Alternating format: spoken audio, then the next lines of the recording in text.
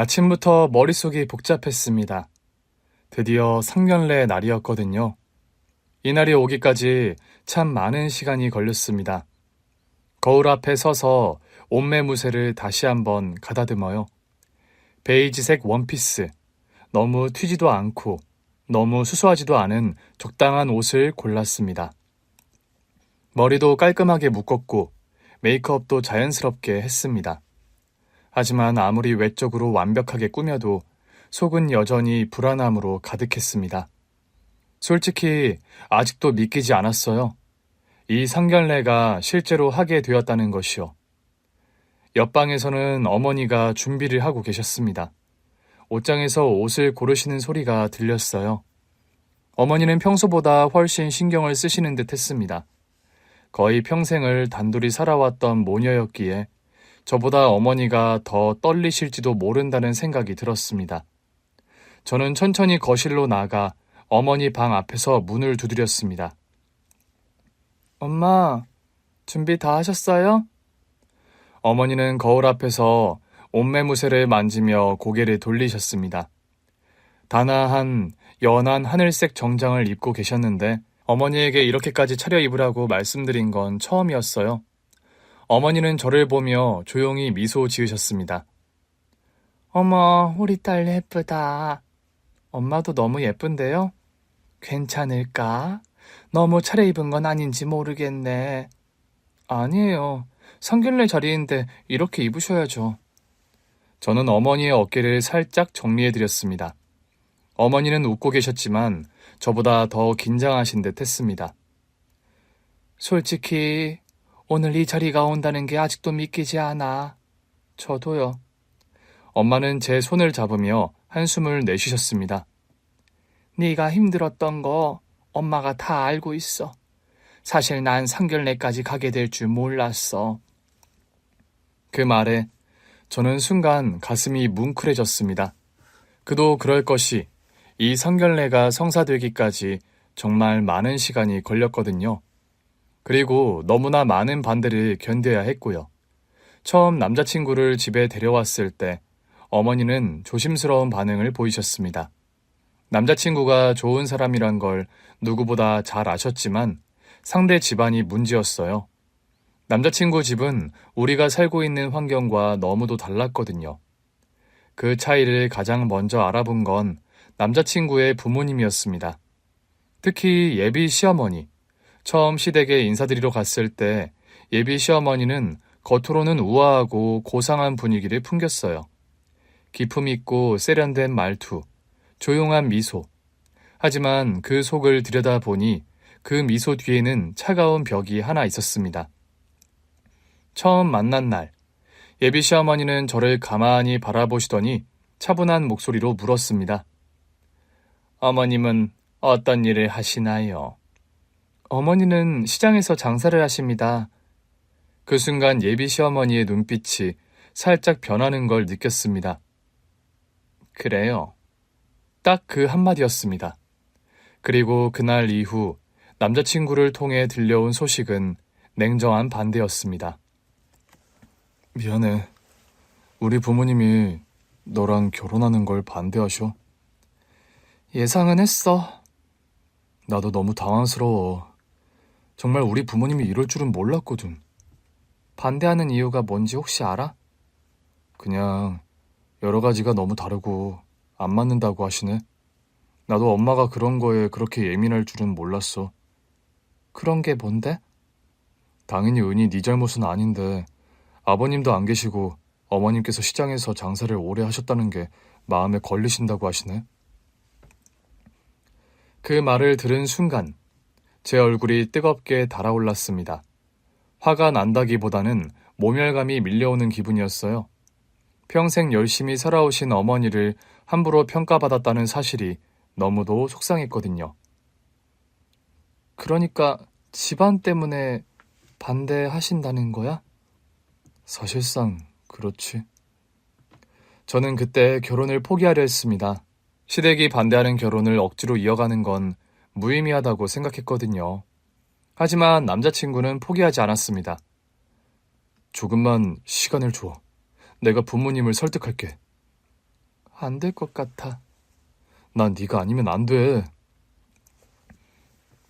그때부터 남자친구는 부모님을 설득하기 위해 애를 썼습니다. 그리고 시간이 지난 후 마침내 시댁에서 결혼을 허락했습니다. 하지만 저는 그 과정이 쉽지 않았을 거라는 걸 누구보다 잘 알고 있었어요. 그 모든 기억들이 머릿속을 스쳐 지나가던 순간 어머니가 제 손을 꼭 잡으셨습니다. 네가 얼마나 마음고생했을지 엄마가 몰랐을까? 이제 됐어, 엄마. 오늘 성결례잖아요. 엄마는 씁쓸한 듯 웃으며 고개를 끄덕이셨습니다. 그래, 이제는 네가 행복해야지. 그때 핸드폰이 울렸습니다. 남자친구에게서 온 메시지였습니다. 우리 이제 출발했어. 어디쯤이야? 엄마, 우리 이제 가야 해요. 그래, 가자.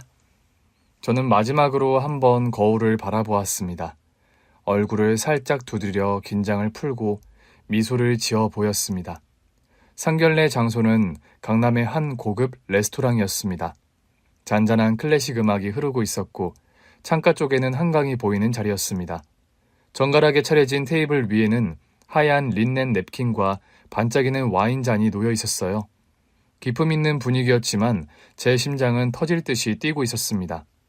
엄마와 함께 식당 안으로 들어서자 웨이터가 우리를 안내했습니다. 그리 멀지 않은 곳, 창가 자리에는 시댁 식구들이 이미 와 있었습니다. 남자친구가 먼저 자리에서 일어나 우리를 반겼고 시부모님도 차분한 미소를 짓고 있었어요. 여기야, 어서 와. 네. 안녕하세요. 처음 뵙겠습니다. 엄마는 예의를 갖춰 허리를 숙였고 저는 그 옆에서 조용히 따라 인사했습니다. 예비 시어머니는 고개를 끄덕이며 엄마를 바라보았습니다. 안녕하세요. 오느라 고생 많으셨어요. 반갑습니다. 앉으시지요. 어색한 분위기 속에서 자리에 앉았습니다. 남자친구는 제 손을 살짝 잡아주었고 저는 긴장된 숨을 내쉬었습니다. 그런데 음식이 나오기도 전에 시어머니가 입을 열었습니다.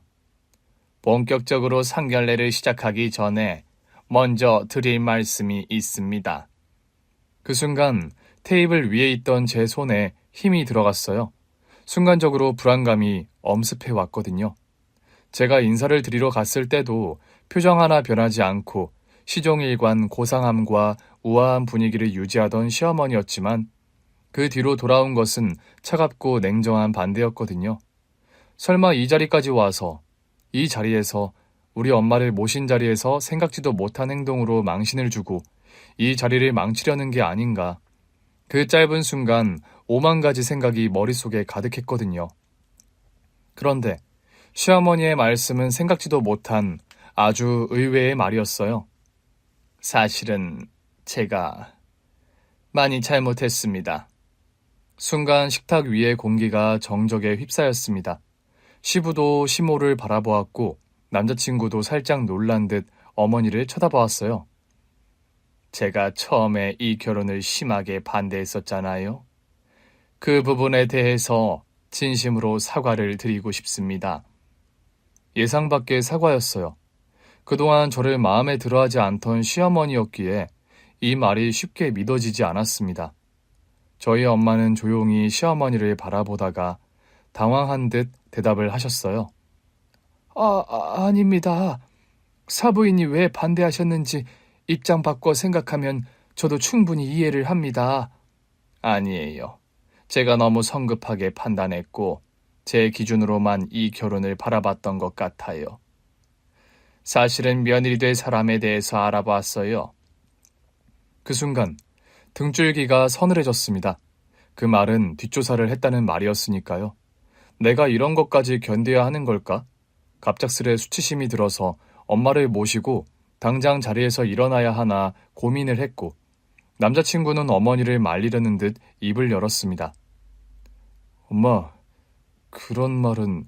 가만히 있어라. 한치의 거짓도 없이 내 실수를 제대로 사과드리고 모든 것을 밝히는 게 맞는 것 같아. 시어머니의 단호한 말에 남자친구는 말끝을 흐리며 입을 다물었습니다. 하지만 심장이 쿵 내려앉는 기분이었어요. 이제 와서 또 무슨 말을 하려고 하는 걸까? 감이 잡히지 않았거든요. 처음엔 집안 사정을 이유로 반대했어요. 솔직히 우리 집과 너무 환경이 다르잖아요. 하지만 그건 제 좁은 생각이었습니다. 그 말에 저는 고개를 들었습니다. 어디서부터 어디까지 믿어야 할지 혼란스러웠거든요. 그러던 중에 정말 깜짝 놀랄 만한 사실을 알게 됐습니다. 저는 숨을 삼켰고 그 말을 하는 시어머니의 눈빛은 흔들리고 있었습니다. 그래서 결혼을 반대하기는커녕 이제는 꼭 은희가 우리 집 며느리가 되어야 한다고 생각합니다. 이거 진심이에요. 그게 무슨 말씀이세요? 시모는 깊은 한숨을 내쉬더니 핸드백에서 조심스럽게 무언가를 꺼내 테이블 위에 올려놓았습니다. 혹시 우리 첫째 며느리 알고 있니? 첫째 며느리? 남자친구의 형수님을 말하는 건가? 고개를 갸웃하고 있을 때 시어머니가 핸드폰 화면을 제 앞으로 내밀었습니다. 이 사람이야. 미국에 살고 있는 우리 첫째 며느리. 그 순간 제 눈앞이 흔들렸습니다. 사진 속 얼굴을 보는 순간 머릿속이 새하얘졌고 손끝이 떨렸어요. 심장이 터질 듯이 뛰는 것 같았습니다. 절대 잊을 수 없는 얼굴. 제 입에서는 말이 나오지 않았고 핸드폰을 쥔 손이 떨리기만 했습니다. 이게 대체... 입술이 바짝바짝 말라붙었고 제 머릿속에는 오랜 시간이 흘렀음에도 잊히지 않았던 기억이 스쳐 지나갔습니다. 이게 사실이라면 이건 말도 안 되는 우연이었어요. 눈앞이 아찔했고 손끝에서 힘이 빠져나가는 기분. 그대로 정신을 잃는 것만 같았습니다. 사진 속 얼굴을 본 순간 머릿속이 하얘졌습니다. 손끝이 떨렸고 가슴이 미친 듯이 요동쳤어요. 믿을 수 없는 기묘한 인연. 이게 어떻게 가능할까? 그 순간 눈앞의 풍경이 흐려지더니 머릿속이 어린 시절로 빨려 들어갔습니다. 제가 5살이던 겨울, 아버지가 돌아가셨어요. 그날의 기억은 흐릿하지만 어머니가 온몸을 떨며 저를 끌어안고 울던 모습은 아직도 또렷하게 남아 있습니다. 아버지는 사고로 세상을 떠났고 그 이후 우리 집은 완전히 달라졌습니다. 엄마는 남편을 잃었고 저는 아버지를 잃었거든요. 하지만 엄마는 슬퍼할 틈도 없이 생계를 책임져야 했습니다. 살던 집에서 나와 작은 월세방으로 이사했고 엄마는 시장에서 좌판을 깔고 장사를 시작하셨어요. 우리 은희, 엄마가 꼭 잘 키울게. 은희는 아무 걱정하지 마. 엄마는 늘 그렇게 말했어요. 하지만 어린 마음에도 알 수 있었어요. 엄마는 너무 힘들었고 그 고생은 제게도 고스란히 전해졌습니다. 어린 시절, 저는 늘 혼자 있는 시간이 많았습니다. 엄마는 아침부터 시장에 나가야 했고 저녁 늦게서야 집에 돌아오셨거든요. 학교를 마치고 나면 곧장 집으로 돌아왔지만 집에는 아무도 없었어요. 방은 조용했고 차가웠습니다. 부엌에는 엄마가 아침에 해놓은 국과 반찬이 있었고 차가운 밥을 혼자 먹는 게 일상이었어요. 학교 숙제를 할 때도 궁금한 걸 물어볼 사람이 없었습니다. 다른 아이들은 집에서 엄마가 도와준다고 했지만 저는 혼자 국어책을 펼쳐놓고 글자를 읽었어요. 어느 날 선생님이 저를 부르셨습니다. 은희야, 요즘 숙제를 자주 안 해오던데 무슨 일 있니? 저는 입술을 꾹 깨물었습니다. 엄마는 매일 늦게 오고 저는 혼자 있는 시간이 많았는데 그렇다고 그걸 말할 수는 없었어요. 죄송해요. 앞으로 빼먹지 않고 잘할게요. 엄마는 매일같이 시장에서 장사를 했습니다. 추운 겨울에도 비가 오는 날에도 엄마는 쉬지 않았고 그런 엄마의 손은 항상 차가웠고 손끝이 갈라지고 거칠어졌어요. 우리 은희, 오늘 학교에서 뭐 배웠어? 오늘은 곱셈 배웠어요. 와, 우리 은희 똑똑하네. 엄마한테 한번 알려줘봐, 응? 저는 엄마 손을 꼭 잡고 구구단을 외웠고 그때만큼은 혼자가 아니라는 느낌이 들었어요. 하지만 엄마의 고생은 계속됐습니다. 어느 날은 시장에서 손님이 없어서 하루 종일 종사를 하고도 수입이 거의 없었거든요. 그날 밤 엄마는 한숨을 쉬며 벽에 기대앉아 물끄러미 저를 바라보며 말씀하셨어요. 은희야, 우리 조금만 더 힘내자. 생각해보면 엄마가 고생했다는 걸 어렴풋이 알았지 그 마음까지는 다 몰랐던 것 같아요. 엄마가 저를 위해 얼마나 많은 걸 포기하고 얼마나 많은 눈물을 삼켰는지 초등학교 시절을 그럭저럭 보내고 졸업을 했습니다. 하지만 중학교에 들어가면서 처음으로 차이를 느끼기 시작했어요. 그 당시 다른 친구들은 예쁜 옷을 입고 용돈을 넉넉히 받으며 학원을 다녔거든요. 하지만 저는 그러지 못했어요. 점심시간 친구들이 매점에서 간식을 사 먹을 때 저는 조용히 자리에 앉아 있었습니다. 은희야, 너는 왜 안 가? 그냥 배 안 고파. 배가 고팠어요. 하지만 주머니에 있는 돈은 집에 갈 때 버스비로 써야 했습니다. 친구들과 어울릴 때도 그 차이는 점점 더 커졌어요. 체험학습날, 친구들이 도시락을 자랑하며 음료수를 마시고 있을 때 저는 엄마가 싸준 단출한 김밥을 꺼냈습니다. 친구들은 좋은 음식들을 서로 나누었지만 저는 아무 말 없이 김밥만 먹었어요. 그렇게 소리 없이 점점 더 조용한 사람이 되어갔습니다. 고등학교에 가면서 저는 빨리 독립해야겠다고 생각했습니다. 엄마가 저를 위해 너무 힘들게 사셨으니까요. 그래서 아르바이트를 시작했어요. 방과 후에는 편의점에서 일하고 주말에는 카페에서 아르바이트를 했습니다. 엄마는 걱정하셨지만 저는 오히려 뿌듯했던 것 같아요. 은희야, 너 너무 무리하는 거 아니야? 아니에요, 엄마. 저 이제 혼자 용돈 벌 수 있어요. 그렇게 저는 조금씩 어른이 되어 갔습니다. 엄마에게 부담을 주지 않기 위해 더 강해지고 싶다는 마음뿐이었어요. 그런 제가 전문대에 진학한 건 기적 같은 일이었습니다. 어릴 때부터 학원 한번 다녀본 적 없던 제가 대학을 갈 수 있을 거라곤 상상도 못했거든요. 고등학교를 졸업할 무렵, 엄마는 제 진로를 앞두고 고민을 많이 하셨어요. 생활비도 빠듯한 상황에서 등록금까지 감당하는 건 무리였거든요. 하지만 대학에 가겠다고 하면 어떻게든 어디서 빌려서라도 등록금을 마련해 주겠다고 하셨죠. 그런 엄마를 보며 저 역시 바로 취업해서 엄마의 짐을 덜어드리는 게 맞다고 생각했습니다. 하지만 담임 선생님께서 장학금 제도를 알려주셨고 운 좋게 면접을 통과하면서 저는 등록금 걱정 없이 전문대 사회복지학과에 입학할 수 있었습니다. 엄마는 처음엔 반대하셨지만 결국 눈물을 훔치며 저를 축하해 주셨어요. 은희야, 공부 열심히 해라. 엄마가 많이 못 도와줘서 미안하다. 엄마, 등록금 걱정 안 해도 돼요.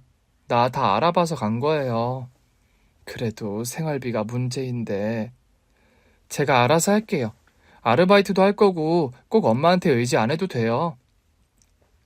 엄마는 제 손을 꼭 잡으며 몇 번이고 고맙다는 말을 반복하셨어요. 저는 엄마의 눈물을 보며 꼭 졸업해서 좋은 직장을 구하고 우리가 조금이라도 나은 삶을 살 수 있도록 노력하겠다고 다짐했습니다. 대학 생활은 생각보다 쉽지 않았어요. 공부도 어렵고 무엇보다 생활비를 벌어야 했기 때문에 저는 하루하루를 바쁘게 살았습니다. 수업이 끝나면 바로 카페로 가서 아르바이트를 했고 주말에는 사회복지관에서 행정보조 일을 했습니다. 친구들은 여행도 가고 여유롭게 대학 생활을 즐겼지만 저에겐 그런 여유가 없었습니다. 하지만 후회는 없었어요. 저는 미래를 위해 한 발 한 발 나아가고 있었으니까요. 졸업을 앞둔 마지막 학기, 저는 본격적으로 취업 준비를 했습니다. 운 좋게도 졸업하자마자 한 복지관에 취업이 되었어요. 연봉이 많지는 않았지만 저는 단 한 번도 돈을 목적으로 일을 하겠다고 생각한 적이 없었습니다. 어릴 때부터 힘든 환경에서 자라면서 어려운 사람들의 마음을 누구보다 잘 이해했기 때문에 도움이 필요한 사람들에게 힘이 되고 싶었거든요. 복지관에서 처음 맡은 일은 저소득층 가정의 지원 프로그램이었는데 특히 조손가정과 한부모 가정을 돕는 일이 많았습니다. 부모 없이 할머니나 할아버지 밑에서 자라는 아이들을 볼 때면 저도 모르게 감정이입이 되었고 남들보다 더 애정을 가지고 일을 하게 되었어요. 그러던 중 복지관에서 주최하는 봉사활동 프로그램을 담당하게 되었습니다. 방학 동안 진행되는 청소년 멘토링 프로그램으로 대학생과 직장인 봉사자들이 참여하는 행사였습니다. 저는 행사의 실무를 담당하며 봉사자들을 모집하고 일정 조율을 했거든요. 그런데 그 자리에서 지금의 남자친구를 처음 만나게 되었습니다. 처음 본 남자친구는 차분하고 신뢰감이 가는 사람이었어요. 그는 대기업에 다니는 직장인이었고 사회 환원 활동의 일환으로 꾸준히 봉사활동을 해오고 있다고 했습니다. 첫인상이 좋았지만 저는 남자친구와 친해질 생각은 없었습니다. 제게 연애는 사치 같은 것이었고 생활을 유지하는 것만으로도 벅찼기 때문입니다. 하지만 그 사람은 묘하게 저에게 관심을 보이며 말을 걸었습니다. 은희 씨, 여기 계속 근무하신 지 얼마나 되셨어요? 이제 3년 반 정도 됐어요. 사회복지 일을 하려면 마음이 참 따뜻해야 할 것 같아요. 쉽지 않은 일일 텐데요. 저한테는 오히려 이런 일이 더 잘 맞는 것 같아요.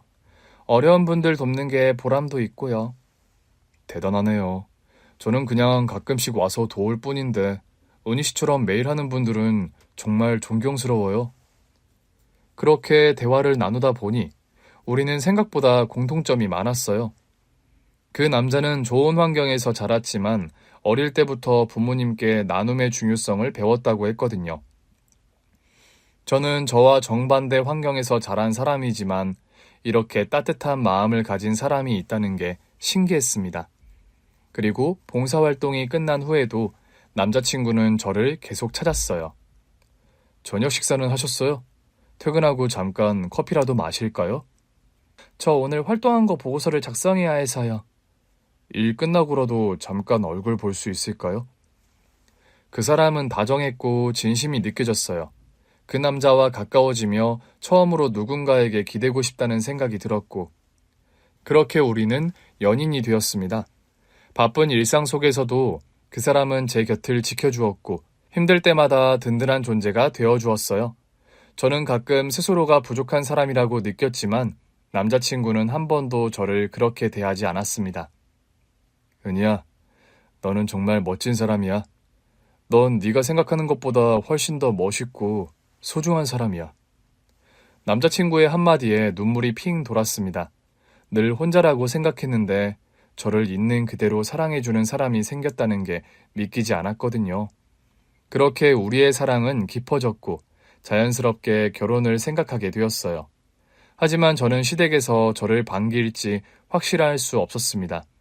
남자친구는 좋은 집안에서 자랐고 저는 그에 비해 너무 초라해 보였기 때문입니다. 오빠 부모님께서 나를 받아들여 주실까? 부모님이 아니라 내가 너랑 결혼하는 거야. 내가 설득할게. 넌 걱정할 필요 없어. 그렇게 우리는 결혼을 생각하게 되었고 결국 그의 부모님께 인사를 드리러 가게 되었어요. 남자친구의 부모님께 인사를 드리는 날, 저는 아침부터 분주하게 준비를 했습니다. 최대한 단정하고 깔끔하게 보이고 싶어서 차분한 색의 원피스를 입었습니다. 엄마와 함께 정성껏 준비한 선물과 과일 바구니를 손에 들었고 엄마는 저를 보며 몇 번이고 손을 꼭 잡아주셨습니다. 흔이야, 너무 긴장하지 말고 그냥 평소처럼 하면 돼. 처음으로 인사드리는 건데 실수하면 안 되잖아요. 너무 떨려, 엄마. 네가 실수할 게 뭐가 있니? 네가 얼마나 예의 바르고 착한데 너무 위축되지 마. 엄마의 응원에도 불구하고 차를 타고 가는 내내 심장이 두근거렸습니다. 남자친구는 제 손을 꼭 잡아주며 웃어 보였어요. 괜찮아. 그냥 편하게 해. 우리 부모님도 은희 보면 좋아하실 거야. 혹시라도 실망스러운 모습 보이면 어떡하지? 그런 걱정하지 마. 너는 그냥 있는 모습 그대로 평소처럼 하면 돼. 남자친구의 말에도 불안한 마음은 쉽게 가라앉지 않았어요. 차는 점점 목적지에 가까워졌고 저 멀리 고급스러운 주택들이 보이기 시작했습니다. 남자친구의 부모님이 사는 집은 신도시에 위치한 타운하우스였어요. 몇 세대만 사는 고급 빌리지 같은 느낌의 모던하고 세련된 건물들이 줄지어 있더라고요. 입구부터 보안이 철저해 보였고 도로도 깨끗하게 정리되어 있었습니다. 여기가 부모님 댁이야? 그냥 여기 동네 자체가 조용한 편이라서 좋다고 하시네. 교통편이 막 좋지는 않아서 차가 필수야. 그 말을 들으며 저도 모르게 손에 든 과일 바구니를 더욱 꼭 쥐었어요. 이곳에 사는 사람들과 저는 전혀 다른 세계에서 살고 있다는 느낌이 들었거든요. 차가 집 앞에 도착하고 남자친구가 먼저 차에서 내려 문을 열어주었습니다. 가자. 너무 긴장하지 말고. 고마워. 집으로 들어서자 높은 천장인 거실이 인상적이었어요. 천장에는 크리스탈 조명이 반짝였고 벽에는 세련된 그림들이 걸려 있었습니다. 곳곳에 화려한 식물들이 배치되어 있었고 실내 인테리어는 깔끔하면서도 고급스럽더라고요. 거실 한쪽에 시부모님이 앉아 계셨어요. 남자친구의 아버지는 점잖은 분위기를 풍겼고 어머니는 고상하고 우아한 분위기를 풍기고 있었습니다. 남자친구가 먼저 인사를 드렸고 저도 조심스럽게 고개를 숙였습니다. 안녕하세요. 처음 뵙겠습니다. 네, 반가워요. 시부모님은 한동안 가만히 저를 바라보셨어요. 그러다 시아버지가 살짝 미소를 지으며 말씀하셨습니다. 그래요. 먼 길 오느라 고생 많았어요. 어서 와요. 앉으세요. 저는 준비해온 과일 바구니와 선물을 내밀었습니다. 저 이거 어머님 아버님께 드리려고요. 이런 것까지 준비할 필요 없었는데. 고마워요. 시어머니는 과일 바구니를 건네받으며 미소를 지었지만 그 시선은 가만히 저를 살펴보는 듯 했습니다. 저는 최대한 평정심을 유지하며 자리에 앉았어요. 식탁에는 미리 준비된 음식들이 정갈하게 차려져 있었습니다. 식사가 시작되었는데 시아버지는 말이 많지 않으셨습니다. 조용히 식사를 하시며 가끔씩 저와 시어머니를 바라볼 뿐이었던 반면 시어머니는 이런저런 질문을 던지셨습니다. 은희 씨, 지금 하는 일이 사회복지 관련 일이라고 했죠? 네, 복지관에서 일하고 있습니다. 주로 조손 가정이나 한부모 가정을 지원하는 업무를 맡고 있어요. 보람 있는 일이겠어요. 그런데 힘든 점도 많겠네요. 네, 가끔은 감정적으로 힘들 때도 있지만 그래도 이 일이 저한테 잘 맞는다고 생각해요. 어려운 분들을 도울 수 있다는 게 보람되거든요. 그래요. 좋은 일이긴 하네요. 시어머니는 고개를 끄덕이며 조용히 식사를 이어갔습니다. 저는 나름 무난하게 인사를 마쳤다고 생각했어요. 시어머니가 특별히 부정적인 반응을 보이지 않았기 때문에 적어도 나쁘지 않는 분위기라고 생각했거든요. 하지만 그건 저의 착각이었습니다. 집으로 돌아온 다음 날, 남자친구에게서 전화가 왔습니다. 목소리가 평소와 달리 어두웠어요. 은희야, 우리 부모님이 결혼 반대하셔. 그 순간 심장이 철렁 내려앉았습니다. 뭐? 순간 모든 것이 무너지는 느낌이었습니다. 기대하지 말았어야 했는데 그래도 혹시나 하는 마음이 있었나 봅니다. 핸드폰을 쥔 손에 힘이 들어갔어요. 오빠는 어떻게 생각해? 나는 너랑 결혼할 거야. 하지만 부모님을 설득해야 할 것 같아. 그러니까 조금만 시간을 줘. 저는 아무 말 없이 창밖을 바라보았어요. 그날 보았던 고급스러운 집, 넓은 거실, 반짝이던 샹들리에가 머릿속을 스쳐 지나갔습니다. 애초에 어울릴 수 없는 세계였던 걸까? 그런 생각이 들었습니다. 하지만 남자친구는 저에게 했던 약속을 지켰어요. 정말로 부모님을 설득했고 상견례를 하게 되었거든요. 그런데 상견례 중 내 뒷조사를 했다며 결혼 심하게 반대한 걸 사과하는 시모. 널 며느리 삼아야 할 이유가 있어. 혹시 우리 첫째 며느리 알고 있니? 미국에 있는 첫째 며느리라며 시모가 내게 사진을 보여준 순간 그 자리에서 개거품 물며 기절했습니다. 사진 속 얼굴을 보자마자 숨이 턱 막혔어요. 손끝이 얼어붙은 것처럼 떨렸고 심장이 요동쳤습니다. 너무도 익숙한 얼굴이었거든요. 하지만 도저히 이 자리에서 그 얼굴을 볼 수 있다고는 상상도 하지 못했습니다. 이건 말도 안 되는 일이었어요. 이 사람이 시어머니의 첫째 며느리라고? 제 머릿속은 갑자기 어린 시절로 되감기듯 빨려 들어갔습니다. 어릴 때 저는 늘 혼자였어요. 아빠가 돌아가신 후 엄마는 시장에서 장사를 하느라 바쁘셨거든요. 그 당시 학습도 뒤처지고 숙제를 못해가는 날들이 생기자 엄마는 방법을 알아보셨습니다. 다른 아이들처럼 학원 같은 곳에 다닐 형편은 안 되었기 때문에 복지관에서 운영하는 돌봄 시설을 이용하게 되었어요. 학교가 끝나면 집에 바로 가는 게 아니라 복지관에서 저녁까지 시간을 보내다가 엄마가 퇴근하실 때쯤 집으로 돌아가곤 했습니다. 그리고 그곳에서 처음 선주 언니를 만났습니다. 언니는 저보다 3살이 많았는데 늘 복지관 한쪽에 앉아 책을 읽거나 조용히 그림을 그리고 있었어요. 나중에 알고 보니 언니는 고아원에서 생활을 하고 있었습니다. 처음에는 가까이 다가가기 어려운 느낌이었어요. 그런데 어느 날 제가 숙제를 하다가 몰라서 우물쭈물하고 있을 때 언니가 조용히 다가와 도와주었습니다. 그거 이렇게 하면 돼. 어떻게? 언니는 수학책을 들여다보더니 연필을 들어 설명해 주었어요. 처음엔 낯설었지만 언니가 차근차근 설명해 주는 걸 듣고 따라하다 보니 이해가 됐습니다. 이제 알 것 같아. 언니는 조용히 웃으며 제 머리를 살짝 쓰다듬었습니다. 그럼 다행이고. 그렇게 선주 언니와 저는 조금씩 가까워졌습니다. 언니는 말수가 많지 않았지만 늘 조용히 제 옆에 있어 주었어요. 저는 동생처럼 언니를 따랐고 언니도 저를 챙겨주었습니다. 복지관에서 간식을 나눠줄 때면 언니는 조용히 제 과자를 챙겨주었죠. 이거 네가 좋아하는 거잖아. 하나 더 먹어. 언니는? 난 괜찮아. 너 많이 먹어. 그때는 몰랐어요. 언니가 늘 조용히 저를 챙겨주면서도 본인은 늘 한 발짝 뒤로 물러나 있었다는 것을요. 그러던 어느 날 비가 억수같이 쏟아지던 날이었습니다. 엄마는 갑자기 일이 늦어져서 그날은 평소보다 더 늦게 저를 데리러 오신다고 했거든요. 돌봄 수업은 진작 끝났지만 혼자 복지관에서 기다려야 할 상황이었죠. 창밖으로 빗소리가 거세졌고 저는 점점 불안해졌는데 그때 언니가 조용히 제 옆에 앉았어요. 무서워? 아니, 괜찮아. 하지만 제 손을 꼼지락거리며 불안한 티를 내고 있었는데 언니는 가만히 손을 내밀었습니다. 손 내밀어봐. 저는 망설이다가 조용히 선주 언니의 손을 잡았는데 언니의 손은 따뜻했습니다. 무섭지 않아.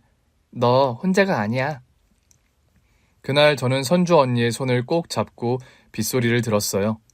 그때 처음으로 느꼈던 것 같아요. 만약 친언니가 있다면 이런 느낌일 거라고. 그날 이후 우리는 더욱 가까워졌습니다. 그렇게 선주 언니와 친하게 된 그해 여름, 언니와 함께 수련회에 가게 되었을 때 저는 마냥 들떠 있었어요. 고아원과 봉사단체에서 주최하는 여름 캠프, 수련회가 열렸는데 그 수련회에 참여를 하게 되었거든요. 엄마는 며칠 동안 엄마와 떨어져서 지방으로 간다는 것 때문에 엄청 반대를 하셨는데 엄마를 조르고 설득해서 간신히 참여를 하게 되었습니다. 저한테는 그런 여름 수련회가 처음이었고 무엇보다 선주 언니와 함께 간다는 것이 기대되었어요. 수련회 장소는 한적한 시골 마을 근처의 캠핑장이었고 강과 산이 어우러진 곳이었습니다. 우리는 3박 4일 동안 함께 지내며 다양한 활동을 했습니다. 첫날에는 숲 체험과 캠프파이어를 했고 둘째 날은 모두가 가장 기대하던 물놀이 시간이었죠. 아이들은 다들 수영복으로 갈아입고 물속으로 뛰어들 준비를 하고 있었고 저와 선주 언니도 함께 강가로 향했습니다. 은희야, 너 수영할 줄 알아? 아니, 나 물은 좀 무서워. 언니는? 나도 잘 못해. 그냥 발 담그는 정도? 우리는 강가 가장자리에 앉아 조용히 물에 발을 담갔습니다. 다른 아이들은 신나게 물장구를 치고 있었고 몇몇은 튜브를 타며 떠다녔어요.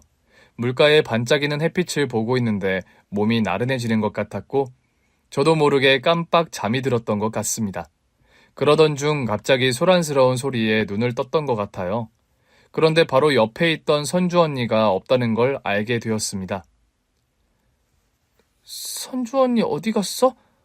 아이들이 우르르 몰려 소란스러운 쪽으로 갔는데 순간 저 멀리 물살이 빠른 곳에서 허우적거리는 언니가 보였어요. 언니가 물에 빠진 것이었습니다. 언니, 선주 언니! 주변에 있던 친구들은 발을 동동 구르고 있었어요. 그런데 조금 전만 해도 함께했던 인솔 선생님이 보이지 않았습니다. 언니는 손을 허우적거리며 점점 더 깊은 곳으로 떠밀려 가고 있었고 머릿속이 하얘졌지만 망설일 틈이 없었습니다. 근처에 떠있던 튜브를 집어들고 물속으로 들어갔어요. 야, 너 가면 안 돼. 큰일 나. 야, 김은희, 위험해. 너까지 빠지면 어떡하려고. 선생님 올 때까지 기다려. 물에 들어가지 말라고 저를 붙잡는 친구들을 뿌리치고 물속으로 가서 있는 힘껏 언니에게 튜브를 던졌습니다. 언니, 이거 잡아. 하지만 언니는 힘이 빠졌는지 튜브를 제대로 잡지 못했어요. 심장이 터질 듯이 뛰었지만 무작정 물속으로 뛰어들 수는 없었습니다. 튜브에 있는 줄을 당겼다가 다시 있는 힘껏 튜브를 언니 쪽으로 던졌고 이번에는 언니가 가까스로 튜브를 잡았습니다. 언니, 꽉 잡아! 언니는 힘없이 간신히 튜브를 붙잡고 있었고 저는 온 힘을 다해 언니를 물가 쪽으로 끌어당겼습니다. 얘들아, 이거 도와줘! 몸이 덜덜 떨렸지만 언니를 살려야 한다는 생각밖에 없었습니다. 그제서야 몇몇 아이들이 다가와 같이 튜브 줄을 당겨주었는데 마침내 언니의 몸이 얕은 물가에 닿았고 저는 거의 탈진한 상태였어요. 아이들이 소리를 질렀고 선생님들이 달려와 언니를 끌어올렸습니다. 언니는 물을 토하며 힘겹게 숨을 쉬었습니다. 은희야, 언니, 괜찮아? 선주 언니는 저를 보며 눈물을 흘렸습니다. 은희야, 네가 날 구했어. 저는 아무 말도 할 수 없었어요. 너무 무서웠고 너무 아찔한 순간이었거든요. 하지만 언니가 살아있다는 사실만으로도 울컥하는 감정을 참을 수 없었습니다. 그날 밤 언니는 제 손을 꼭 붙잡고 말했어요. 고마워, 은희야. 정말 고마워. 은희, 너는 내 생명의 은인이야. 언니가 없어지는 줄 알았어. 너무 무서웠어. 언니는 제 손을 꼭 쥐며 웃었습니다. 은희 덕분에 살았어. 평생 은희한테 고마울 거야. 평생, 그리고 영원. 저는 그 뒤로도 쭉 언니와 잘 지낼 수 있을 거라고 생각했지만 그것은 착각이었어요. 그해 겨울, 고아원에서 지내던 선주 언니가 갑자기 미국으로 입양을 가게 된 거였습니다. 그 사실을 알았을 때 언니는 이미 떠나고 없었어요. 복지관에서 언니를 만날 거라 생각했지만 아무리 기다려도 언니가 오지 않았거든요. 저는 언니가 지내던 고아원까지 언니를 만나러 갔습니다. 원장님, 선주 언니 어디 있어요? 선주는 미국으로 입양 갔단다. 입양이요? 그래, 선주한테 엄마 아빠가 생긴 거야. 훌륭한 분들이 키우기로 했어. 선주한테 좋은 일이야. 선주 언니한테 좋은 일이라고 했지만 저는 받아들일 수 없었어요. 몇 달 전 물에서 언니를 끌어당기던 순간이 머릿속에 생생한데 언니가 어느 날 갑자기 사라져 버리다니요. 그렇게 한동안 멍하게 있었습니다. 그리고 그 이후 복지관에서도 고아원에서도 선주 언니를 만날 수 없었어요. 그렇게 어린 시절 선주 언니와 기억은 점점 희미해져 갔고 저는 어느새 그것을 잊고 살아갔습니다. 그런데 상견례 자리에서 시어머니가 보여준 사진 속 얼굴, 시어머니의 첫째 며느리라는 그 사람은 바로 선주 언니였습니다. 믿을 수 없었어요. 어떻게 이런 일이 가능한 걸까요? 저를 감싸던 감정은 충격, 그리고 혼란이었습니다. 선주 언니, 어린 시절, 저를 가장 아껴주고 제 손을 놓지 않았던 사람. 하지만 어느 날 갑자기 입양을 가면서 연락이 끊겼던 언니. 그런데 선주 언니가 시댁의 첫째 며느리라고? 네가 놀랄만도 하겠구나. 이게 도대체 어떻게 된 일이에요? 저는 목이 바짝 타들어가는 기분이었어요. 시어머니는 제 표정을 살피더니 한숨을 쉬고 차분하게 말을 이었습니다. 우리 첫째 며느리도 이렇게 인연이 이어질 거라고는 정말 그 누구도 몰랐지. 그런데 돌고 돌아 이렇게 이어지는 게 나 역시도 너무 신기할 따름이다. 시어머니는 핸드폰을 내려놓고 손가락을 깍지 끼며 조용히 이야기를 시작하셨습니다. 미국으로 입양을 간 선주 언니는 좋은 양부모를 만나 새로운 삶을 살게 되었다고 하더라고요.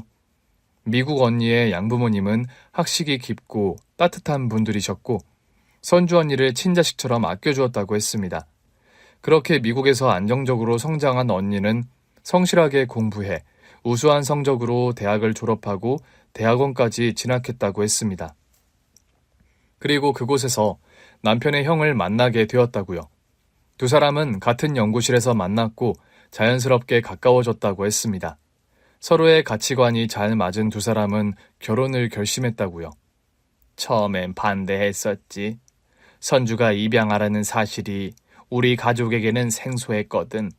하지만 선주는 너무나 따뜻하고 성실한 아이였어. 누구보다도 가정을 소중히 여기는 아이였고 우리 집에도 금방 녹아들었어. 선주 언니는 한국에서 결혼식을 올리고 다시 미국으로 돌아갔다고 했습니다. 비록 멀리 떨어져 살지만 시댁에서 첫째 며느리로 인정받으며 살고 있었어요. 가족들에게 감사하는 마음을 늘 표현했고 시부모님도 선주 언니를 점점 아끼게 되었다고 하더라고요. 그런데 제가 선주 언니와 인연이 있다는 걸 어떻게 아신 거예요?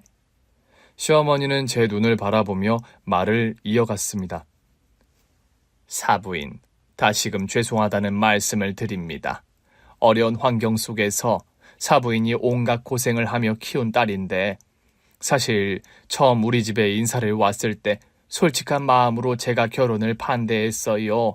그냥 저한테 선입견이 있었던 것 같아요. 가난하고 어렵게 자랐기 때문에 뭔가 억셀 것 같고 결혼으로 인해 우리 아들이 고생을 할 것처럼 보였거든요.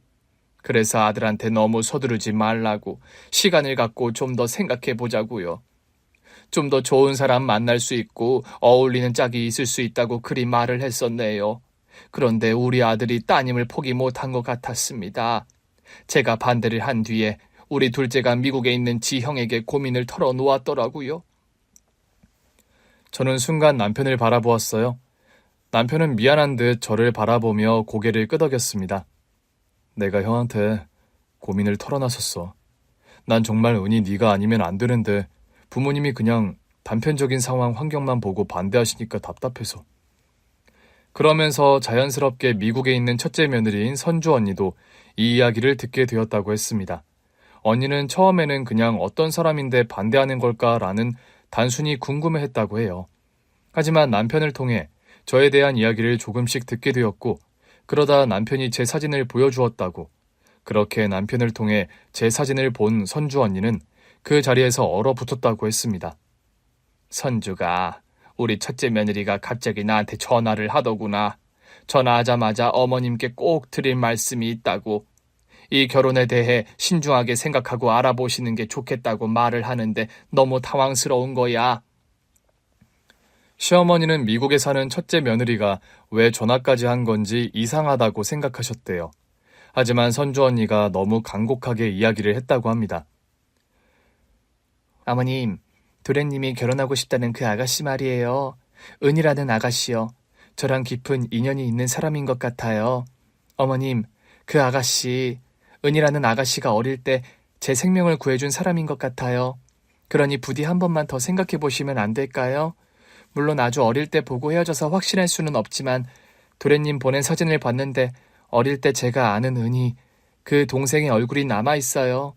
게다가 이름까지 같으니까 저를 구해준 그 아이가 맞는 것 같거든요. 어머님께서 한 번만 알아보신 뒤에 결정을 하시면 어떨까요? 첫째 며느리인 선주 언니의 간곡한 이야기를 들은 시어머니는 그제야 단순한 우연이 아니라는 걸 깨달았다고 했습니다. 그래서 그때부터 은희에 대해서 알아보기 시작했어. 너에 대해 조사하면서 너와 선주가 어떻게 연결되어 있었는지 점점 알게 된 거야. 선주가 미국으로 입양 가기 전까지 살았다고 했던 동네며 고아원이며 복지시설이며 시간이 오래 지나 조사하는 게 쉽지 않았지만 결국 알아냈단다. 우리 첫째 며느리 말이 맞았다는 걸 알게 됐어. 그 말을 듣고 저는 숨이 턱 막혔습니다. 선주 언니가 나를 기억하고 있었다니. 정말 오래된 인연이었지만 그때 헤어진 이후 한 번도 만나지 못했고 연락도 닿지 않았기 때문에 언니가 저를 기억하고 있다는 게 무척 감동적이었습니다. 시어머니는 손을 내리며 조용히 말을 맺었어요. 처음엔 단순한 우연이라고 생각했는데 이건 정말 인연이더라. 다른 것도 아니고 그 어린 나이에 귀한 생명을 구했다니 보통 인연이 아닌 거지. 오히려 첫째 며느리가 몹시 미안해했다. 그렇게 갑자기 입양을 떠나게 되어 인사도 제대로 하지 못했다면서. 하지만 은희 네가 아니었으면 지금 자기는 없을 거라며 살면서 너한테 생명을 빚진 그 일은 잊어본 적이 없다고 했어. 꼭 이 말을 전해달라고 그리 부탁을 받았다.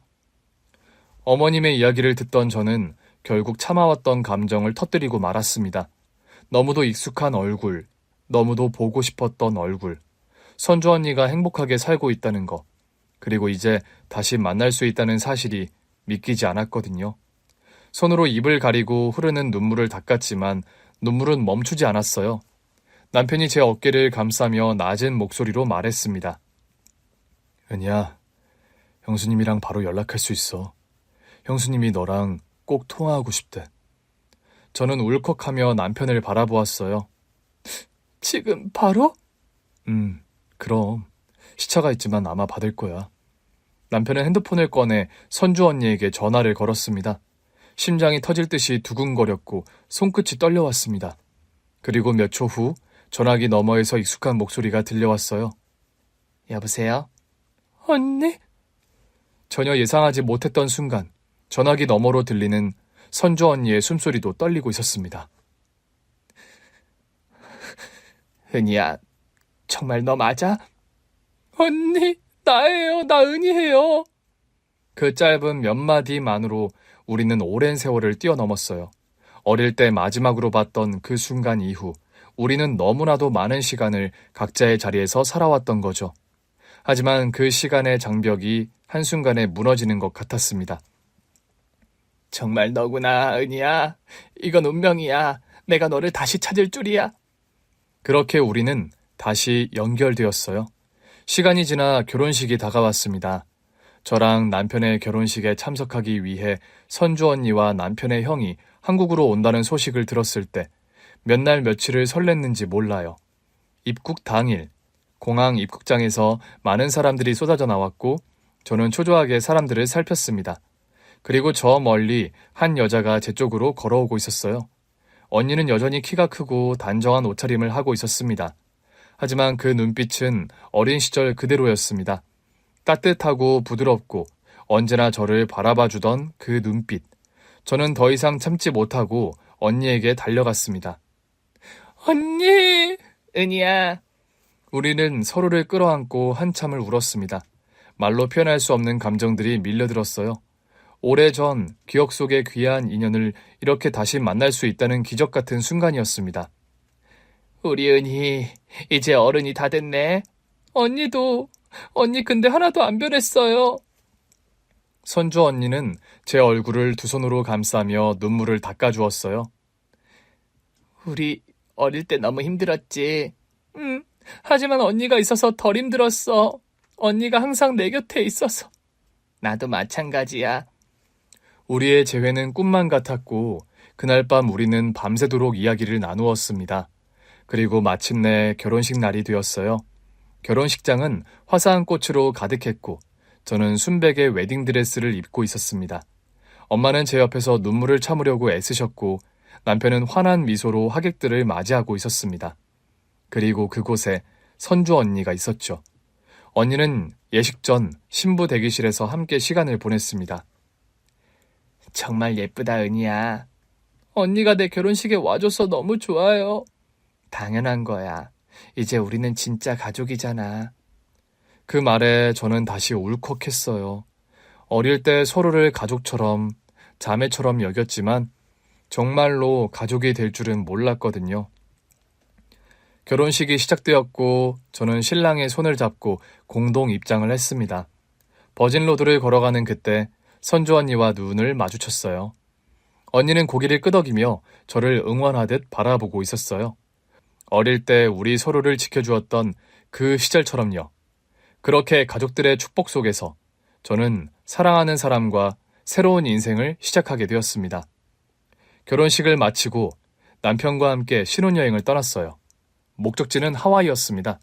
푸른 바다와 따뜻한 햇살이 내리쬐는 곳에서 남편과 함께하는 시간은 꿈만 같았습니다. 바닷가에서 손을 잡고 걸으며 우리가 함께할 미래를 이야기했어요. 은희야, 행복해? 응, 너무 행복해. 우리 앞으로 더 행복하게 살자. 고마워, 남편. 내가 잘할게. 우리 행복하게 살자. 내가 더 잘할게. 고맙고 사랑해. 신혼여행을 마친 뒤 우리 부부는 곧장 미국 본토로 향했어요. 캘리포니아에 있는 선주 언니, 아니 형님과 아주버님이 사는 집에서 며칠을 보내기로 했거든요. 공항에서 우리를 마중 나온 형님은 여전히 따뜻한 미소로 저를 반겼습니다. 우리 신혼부부 오셨네. 형님, 너무 보고 싶었어요. 우리는 서로를 꼭 끌어안았습니다. 형님의 집은 햇살이 잘 드는 따뜻한 분위기였는데 집이 너무 좋더라고요. 서방님, 동서, 우리 집이라고 생각하고 편하게 지내요. 미국에서 보내는 일주일 동안 우리는 마치 어릴 적으로 돌아간 것처럼 함께 시간을 보냈습니다. 형님과 나란히 앉아 차를 마시며 많은 이야기를 나누었어요. 가끔은 꿈 같아요.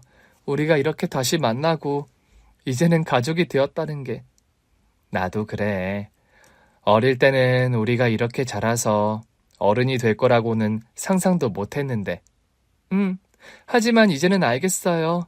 우리 인연이라는 게 그렇게 쉽게 끊어질 게 아니었다는 거. 형님은 제 손을 꼭 잡으며 미소를 지었어요. 맞아. 우리는 결국 다시 만나게 되어 있었던 거야. 그렇게 우리는 일주일 동안 행복한 시간을 보냈고 한국으로 돌아왔습니다. 현재 저는 시댁의 예쁨을 받으며 살고 있습니다. 시어머니께서 한국에 가까이 지내는 둘째 며느리인 저를 늘 살뜰히 챙겨주십니다. 그래, 며느라가 이번 주말에 들린다고? 네, 어머님. 남편이 어머님 음식 그리워하는 것 같아서요. 사실 저도 그래요. 알겠다. 뭐 먹고 싶은지 미리 이야기만 해. 알겠지? 감사해요. 어머님 주말에 뵐게요. 어머님은 자주 안 와도 된다고 하셨지만 내심 저희 부부가 오는 걸 무척 반기시는 걸 알고 있었기 때문에 종종 찾아뵙고 있어요. 또 미국에 사는 형님과도 자주 연락을 하면서 지내고 있습니다. 형님, 언제 한국에 또 오세요? 조만간 갈 거야. 지금 남편이랑 휴가 일정 맞추고 있거든. 한국 가면 그때 우리 여행 가자. 좋아요. 그렇게 눈에 보이지 않지만 결코 끊어지지 않았던 인연이 제 삶을 따뜻하게 감싸고 있네요. 저는 매 순간 이 기적 같은 만남에 감사하며 살아가고 있습니다. 오늘 준비한 사연은 여기까지입니다. 재미있게 들으셨다면 구독과 좋아요, 알림 설정까지 눌러주세요. 그럼 저는 다음 사연으로 찾아뵐게요. 오늘도 건강하고 행복하세요.